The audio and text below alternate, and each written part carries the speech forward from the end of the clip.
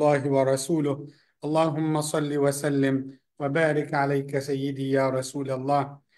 All praises due to Allah subhanahu wa ta'ala. Peace and the blessings be upon the Prophet Muhammad sallallahu alayhi wa sallam. May Allah subhanahu wa ta'ala bless our gathering. May Allah shower all of us with His mercy.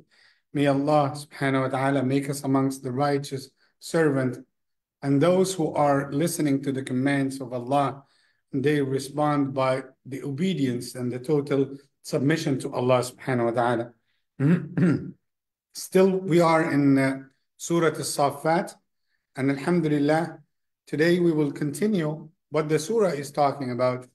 And yesterday we had, mentioned some of the significance and how Allah subhanahu wa ta'ala described the mission of the first sky that Allah had decorated with the stars. Then Allah had made it as a defensive mechanism against the rebellious devils. And Allah subhanahu wa ta'ala in Surah Al-Saffat, Allah continued talking about many of the stories.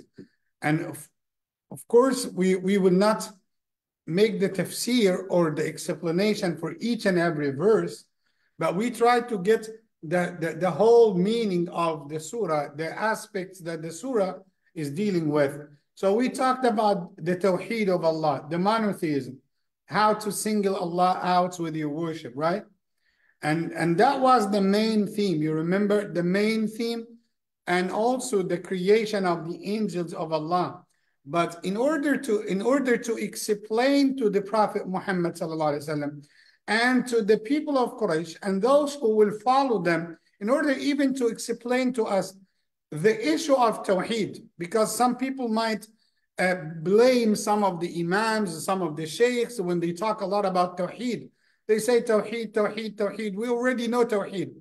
Yes, I understand that you know Tawheed, but it's all about that that was the main message that Allah had sent all the prophets and the messengers with. Then Allah started in Surah Al-Saffat in this chapter 37 to give some of the examples about how the prophets and the messengers started to call for Tawheed. And they were so angry if that Tawheed was violated by any means. So make it in your life as the thread line, that I will tolerate anything, maybe, but when it comes to Tawheed, to the monotheism, to pure oneness of Allah, that is something I cannot tolerate. And exactly this is what Allah had mentioned. Allah said, Inna Allah la yaghfiru an yushraka bih. Allah does not forgive if somebody associated a partner with Him. Listen to the next, the rest of the verse. He said, وَيَغْفِرُ مَا دُونَ ذَلِكَ لِمَنْ يَشَاءُ. And other than this, He can forgive. Other than this, that point, that's why messengers were killed because of it. Wars were initiated because of the issue of Tawheed. So do not think that is something easy or secondary element. But let's go and focus on the stories. Allah started with the story of Nuh alayhi salam, Prophet Noah. And Allah said, وَلَقَدْ نَادَانَا نُوحٌ فَلَنِعْمَ الْمُجِيبُونَ.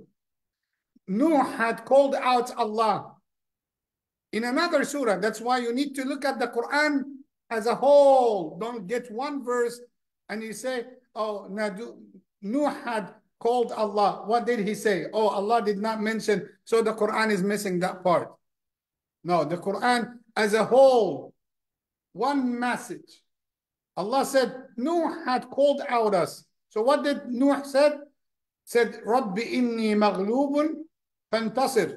Oh Allah, I am going to be defeated in my tawheed, in my message. So Allah gave me victory. So what did Allah do for Nuh alayhi salam? He wiped out all the earth with the flood.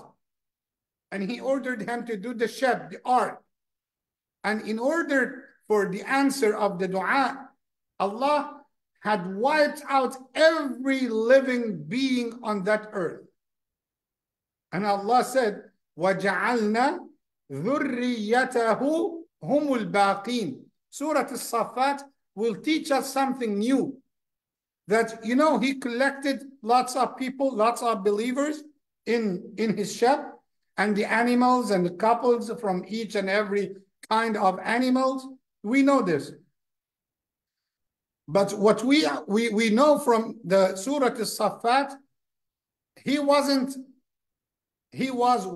with others, other progenies, other families, other lineages. They were together. But Allah told us in Surah Al-Saffat, even after the flood, none of those lineages had survived to continue. And Allah made only the lineage of Nuh alayhi salam to survive. So all the rest of human beings that you can see nowadays, the 7 billion human beings, all of them, with no exception, came from the race of Nuh alayhi salam, from the lineage of Nuh alayhi salam. My evidence, Surah Al-Saffat. Allah said, وَجَعَلْنَا ذُرِّيَّتَهُ هُمُ الْبَاقِينَ. We made his lineage exclusively to be the only one will remain. That's the lineage of Nuh alayhi salam. And that is something you will never find in the entire Quran except Surah Al-Saffat. So I told you, when Allah is mentioning the story from in different surahs, different chapters, Allah is adding more information. It is not repetition. Allah is not repeating something in the Quran, but Allah is adding more information, giving the story, maybe the same story from different aspect, different angle. And that's exactly what Allah is doing in Surah Al-Saffat. Then Allah took us to another story, the story of Ibrahim alayhi salam. The story of Nuh, if you read it in Surah Al-Saffat, barely you can have 6 lines, maybe. Surah or the story of Ibrahim, almost 2 pages. 2 pages in Surah Al-Saffat, where Allah is giving almost one of the or 2 of the most essential stories in the life of Prophet Ibrahim.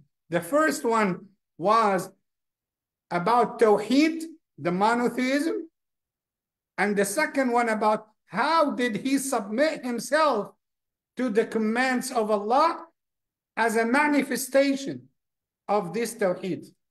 It is so important for every Muslim to read these 2 stories. Allah said, وَإِنَّ, that's how Allah started the story.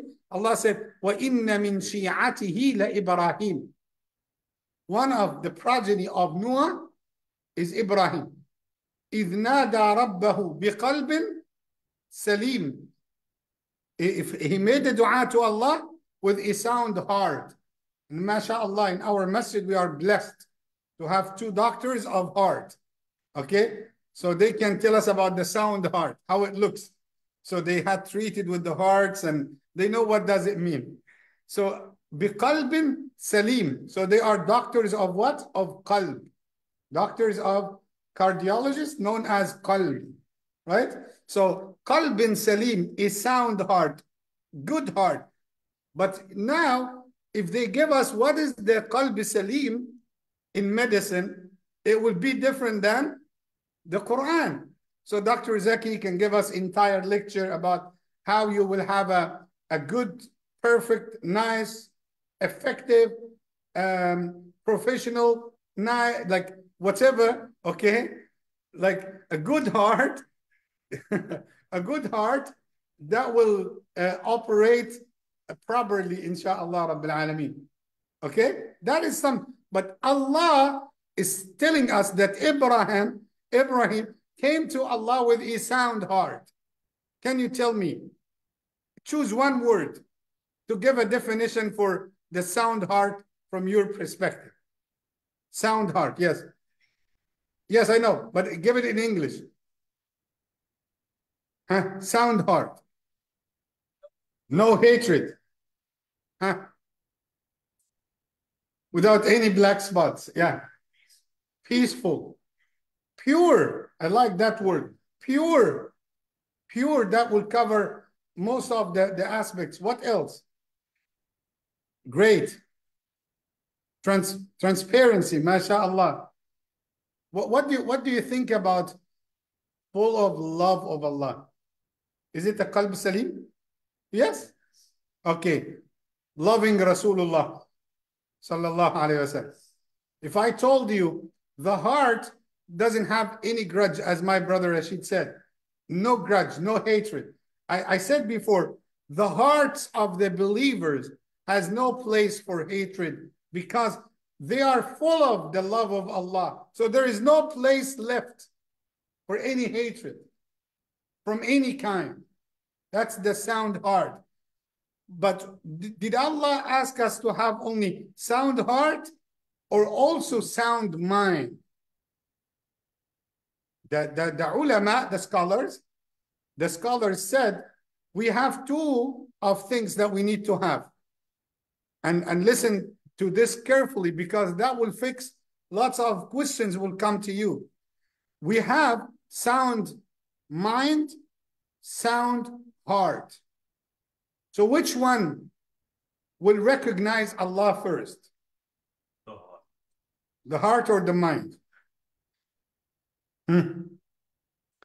The heart first will recognize Allah, and through that recognition, the mind will collect the signs, the evidence to prove the existence of Allah. Sometimes you might have a person who is so genius when it comes to the mind. Maybe he invented something and you are confused. How did they didn't reach to Allah? How didn't they recognize Allah by their ilm? Because they are missing one thing, the sound heart. That's why it is so important. So what did Ibrahim say? إِذْ جَاءَ رَبَّهُ بِقَلْبٍ سَلِيمٍ إِذْ قَالَ. Now when he tried to speak up, إِذْ قَالَ لِأَبِيهِ وَقَوْمِهِ مَاذَا تَعْبُدُونَ. And he said to them, what are you worshiping? They used to worship idols. And he said, أَإِفْكًا آلِهَةً دُونَ اللَّهِ تُرِيدُونَ. Are you willing to get fake gods beside Allah? فَمَا ظَنُّكُمْ بِرَبِّ الْعَالَمِينَ. So what are your thoughts towards the master of the whole world? How do you think of him? Like if you really think of Allah as the master of the entire universe, so why do you associate like partners with him? So why? He doesn't need to have partners.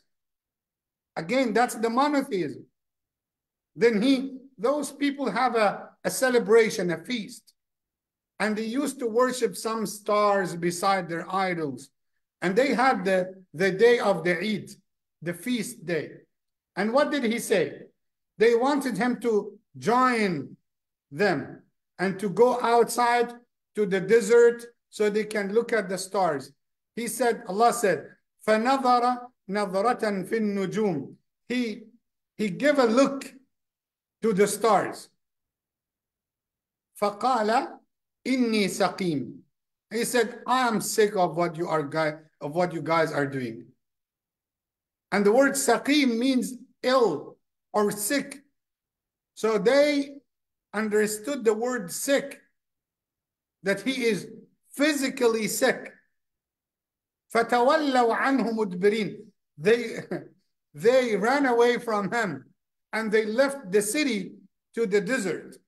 And he found himself alone in the entire city, and the place of their worship is opened. What I'm telling you right now, before he becomes a prophet, not after. He was a young man, a young age, full of power, and he is so jealous that Allah, they are associating partners with Allah. فراغ إلى آلهتهم فقال ألا تأكلون. Like he went to the big hole when they have their gods, their fake gods, and he started to talk to their gods. And he said, I can see they provided food for you. They brought everything. You know, they used to bring food to the idols. They used to bring milk to the idols. They used to bring everything to them, thinking that those gods will eat. And he said, ألا تأكلون ما لكم لا تنطقون. Respond to me, answer me. And you are hungry, go eat. And nobody is responding. And now he got mad at them. فراغ عليهم ضربا باليمين. And he started to smack them with his right hand. And that's when he broke all the idols. And you know the famous story when he put the axe in the biggest one, kabiruhum, the highest one in the entire hole, because he wanted them to reflect. So that bigger one has to be a witness for what happened. At least he will talk. At least he will give them an answer. So when they came, Allah said, فَأَقْبَلُوا إِلَيْهِ يَزِفُّونَ قَالَ تَعْبُدُونَ مَا تَنْحِتُونَ. Are you guys crazy? You worship what you are carving with your hands? And he started to go to a very heated discussion and argument. And in another surah, he gave them a very smart answer.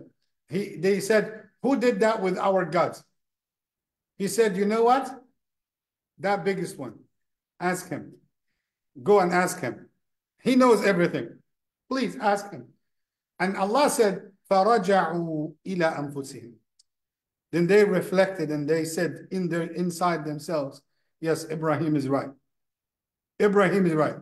But out of arrogance, they couldn't declare this. And they decided, إِبْنُوا لَهُ بُنْيَانًا وَأَلْقُوهُ فِي الْجَحِيمِ. Build a tower for him and put the fire in the entire building with Ibrahim. So when we were young, we have an image.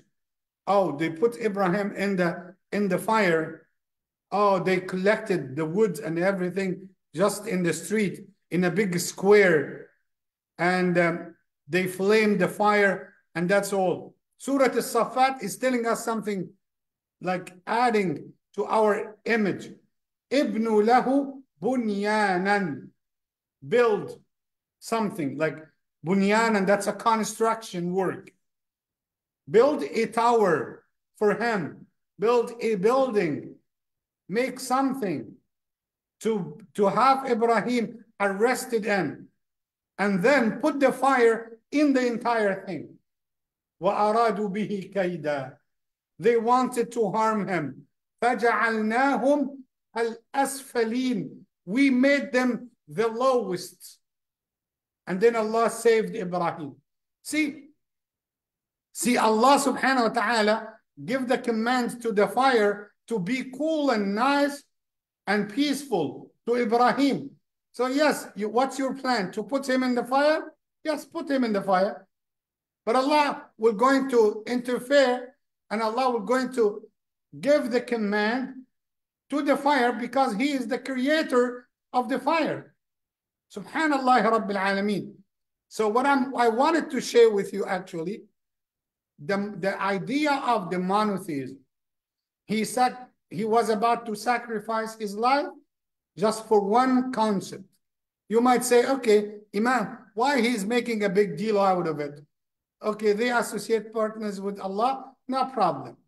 No, make it your issue. Rasulullah Muhammad sallallahu alayhi wasallam sacrificed his life. The Sahaba, Ammar ibn Yasir, the generations of the Sahaba, they sacrificed their life just for one word. You remember the servant of Fir'aun, the one who used to comb the hair of his daughter? Fir'aun is telling her, who is your Lord? She said, Rabbi wa Rabbuka Allah. My master and your master is Allah, not you. You are a fake God. You are not God. You are a weak person. And he killed her and her babies. You know the rest of the story. You know An-Namrud. An-Namrud. So when he went to a debate with Ibrahim alayhi salam, so make that point the monotheism number one issue that you will never tolerate, even in your discussions with some of the maybe non-Muslims, you know, and maybe if they went to like be transgressors sometimes, telling you no problem of having partners, of associating partners, say no, that's my belief. I believe in the Tawheed, in the oneness of Allah subhanahu wa ta'ala. That is something we cannot ever tolerate. And you, as a Muslim, you should make that your priority. This is the main message of all the prophets and the messengers of Allah. Inshallah, tomorrow, next time, inshallah, we will talk about how Sayyiduna Ibrahim, with his story of Ismail, had submitted himself to the commands of Allah as a result of Tawheed. You will pray Isha. So why do you pray Isha? Obeying Allah. You will come, inshallah, tomorrow for Fajr. You will come tomorrow for Jum'ah. Why? Because I am submitting myself to the commands of Allah. May Allah guide us through the Quran. May Allah subhanahu wa ta'ala make us amongst the righteous servants. Allahumma ameen. Ya Rabbil Alameen. Jazakumullahu khairah. Inshallah, we want to make a dua to our brother. He's with us, mashallah, on Zoom, Brother Muhammad Lani. We ask Allah subhanahu wa ta'ala to give him shifa. Allahumma ameen. He is right now in the hospital. And may Allah make it easy for him. Allahumma ameen. And I see him crying right now. Don't worry. Allah make it easy, inshallah, for you. You will be back very soon, inshallah. May Allah give you shifa. Allahumma ameen. Ya Rabbil Alameen. And be safe. And inshallah, we'll be back to our masjid, inshallah. Barakallahu feekum. Jazakumullahu khairan. Assalamu alaikum wa rahmatullahi wa barakatuh.